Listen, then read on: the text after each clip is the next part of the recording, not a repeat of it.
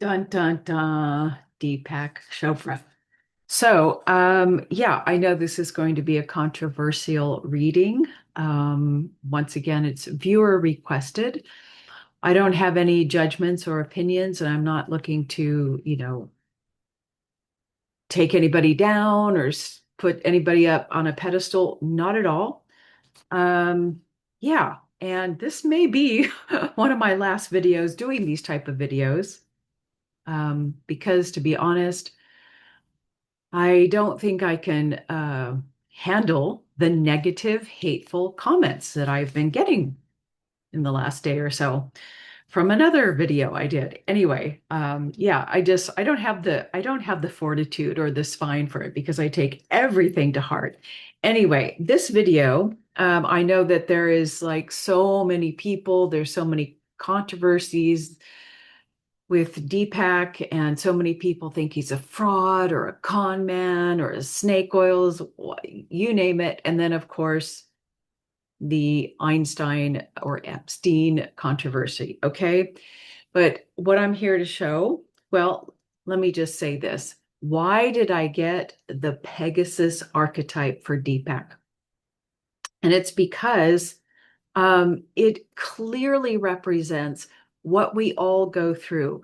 We have the spiritual aspect, our true self expressing in the world, and we have the battle of the ego.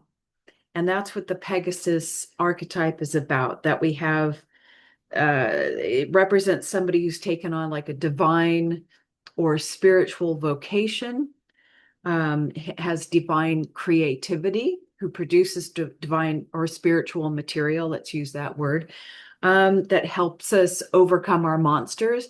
But at the same time, the Pegasus archetype represents the person, the personality overcoming its ambitions and pride in the world. So, this is what's going on, at least what I got, my reading, my reality for Deepak, to help me understand, have a compassionate understanding for this human being, right? So if you don't agree with it, that is fine. It's just what I got. I ask the questions, the universe responds. I throw the dice, I get the answers. It's not like I'm manipulating anything, or I ask my body and I get the answer. So it is what it is. Okay. Yeah. So once again, we're talking about, and this happens with everybody. Like that's what I've been trying to get across in these videos and helping people understand, why do spiritual teachers, why do I not feel comfortable? Why does this part bug me? Why did this person do this? Because we're dealing with the spiritual journey and then the personality. We have the true self functioning and then the personality and the ego. And it's a battle. We all go through it. And as deeply uh deep awakening that has happened here, I still have a deeply damaged personality that acts out. It's so damaged. So does that mean I'm a bad person? No, it just means that I'm human. I'm whatever. So is Deepak, okay? And so is everybody else that I have reviewed on here. Anyway, let's move forward. Let me just briefly talk about the numbers in his birth name, the soul contract. Right off the bat, the core wound it has many different levels. At the onset, it's all about shocks. It's called life and death. So right away, we know that Deepak, even from childhood, is going to experience shocks in order to help him come to higher and quicker change his perspective quickly, right? And I read briefly. I don't know anything about him, so I had to do a little research. And I guess the death of his grandfather was like his, when he was a child, an initial shock. And then something about, I guess there was when he was a doctor and he kind of had a thing with his boss, and that was another shock. These shocks come in and they end things abruptly so that you can keep moving forward on your spiritual journey and get a higher perspective. But also at the deepest level of all of this, It's the number two because it's 11-2. And that number two at the heart, at the most unconscious level, it has to do with feeling loved. I know that sounds crazy, and oh, where does she get this? But it's like it's a deep fear that there is not not any love for me. There's not enough, there's no I am not lovable. There's not love for me. Love is yeah, not gonna, there's an issue with love, and particularly in the feminine. Oh, of course. Anyway, so for Deepak, he can display what this karmic condition, unconscious, self-indulgent behaviors, greed, emotional demands, and selfishness. Okay, so that's unconscious, is unconscious reactions coming out and playing out in the world. Now, in the external world, personality, to counteract those feelings and those shocks, he's like coming out there and he's going to be an achiever. I have to achieve in order to have self-worth, goal, image consciousness, money, fame, seeking that. But also the 12-3 indicates, oh, I'm going to have trouble with love and intimacy, and particularly sex, being able to share love in appropriate way. I may, in order to feel love, I may use sex. And I'm sorry, I don't mean to be offensive to the male people out there, but to them, sometimes feeling love means I have to have sex to feel loved. Okay. So I'm just sharing with you what the numbers are telling me about what may be motivating his behavior. Okay. That I fear that there's no love for me. And in order to get love, I'm going to go and have sex, and I need to be image and achieving and, all that stuff. It's kind of like the typical human experience. Anyway, but besides that, his talents are big. He is here to do things on a big level. And of course, yeah, he can be harsh and demanding, right? We get that when somebody has these powerful numbers in their chart, very powerful, very highly spiritual as a talent, as a gift. When they're working in the shadow, they can be harsh, aggressive, arrogant, selfish, all those things. But he's definitely was here to share spiritual truths on a big level, but definitely here to heal heal that wound of not feeling loved. And definitely is over, like the last video I just did on Joseph, Spirit Man.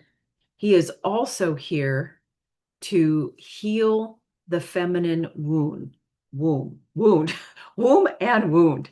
So definitely feminine interaction, relationship issues. Okay, now let's move on. When I first checked in, just to get image of what this reading would be about, first I saw a child a child with one of those, the propeller beanies on their head, and definitely representing I'm here to play in consciousness, spiritual transcendence, kind of in a playful way.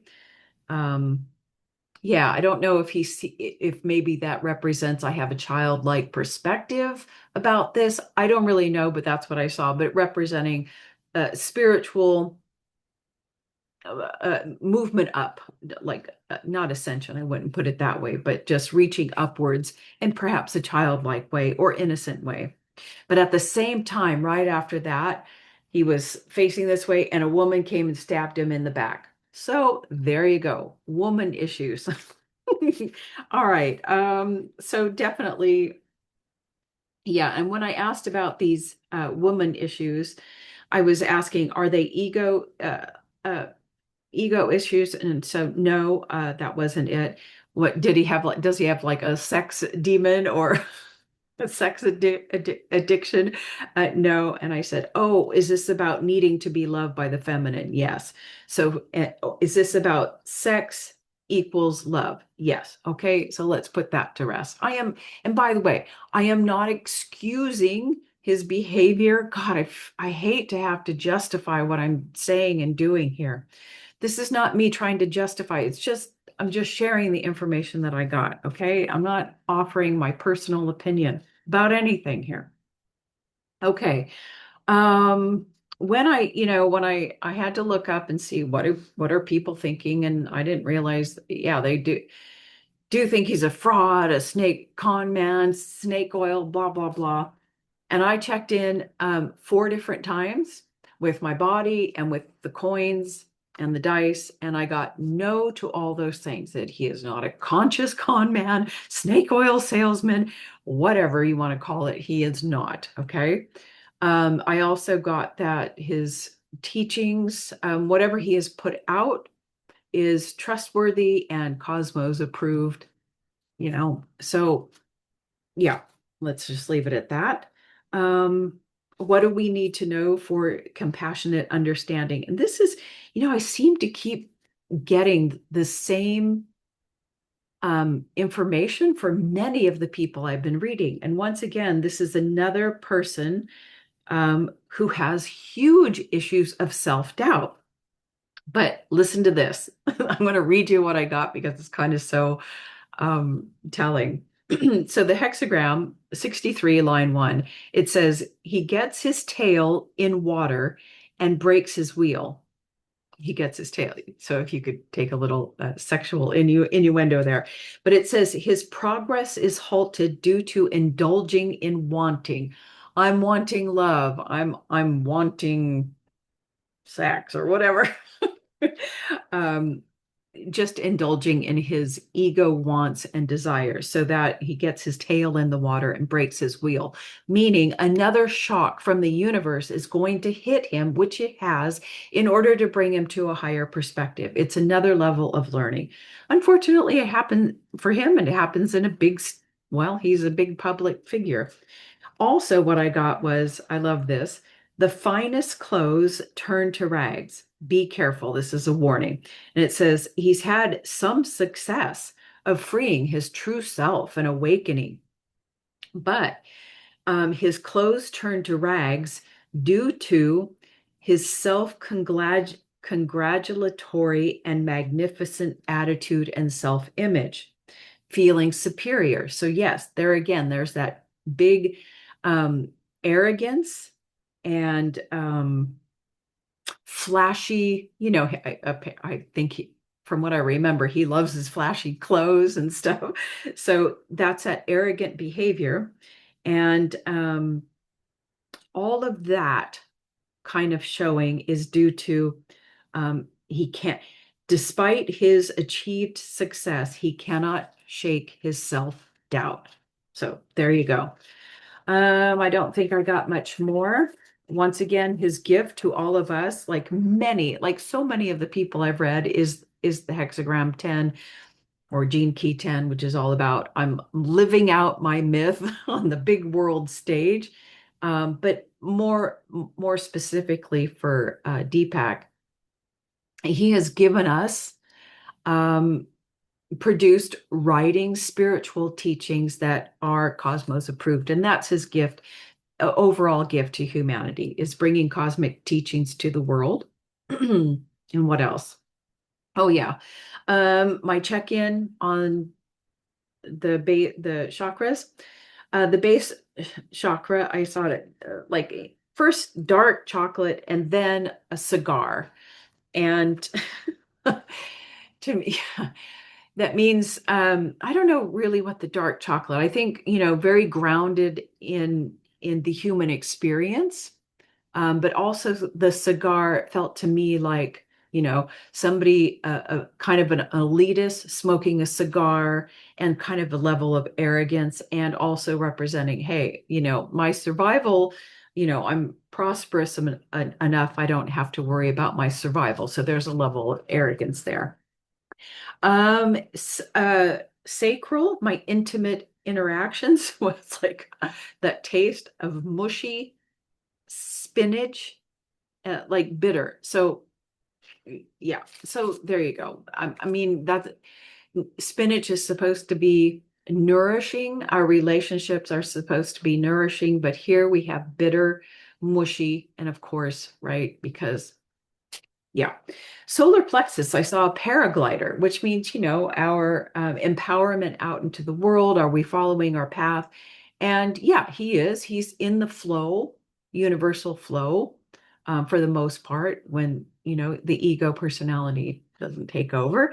But in general, he's going right along with the flow, flying high. The heart, ooh, the heart, of course, heart's going to be, a little hardened here. It was cold. I felt cold and a little prickly. And then I suddenly felt fear.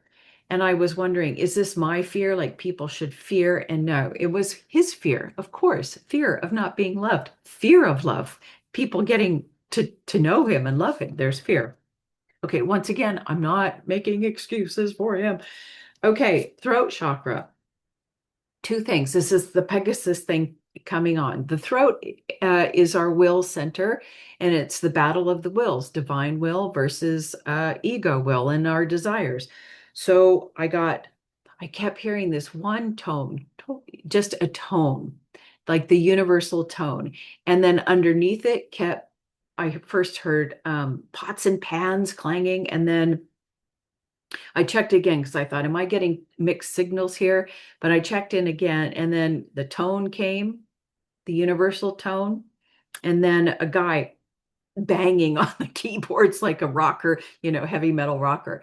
And so that just tells me once again that um, when he's in the flow, when he's in his true self in alignment, then he is in cosmic harmony. And yet he is still battling, like we all are, battling the ego desires, okay, that are out of tune, out of harmony. Battle of the wills. Okay, so that's my reading on Deepak. And yeah, until next time, if there is a next time.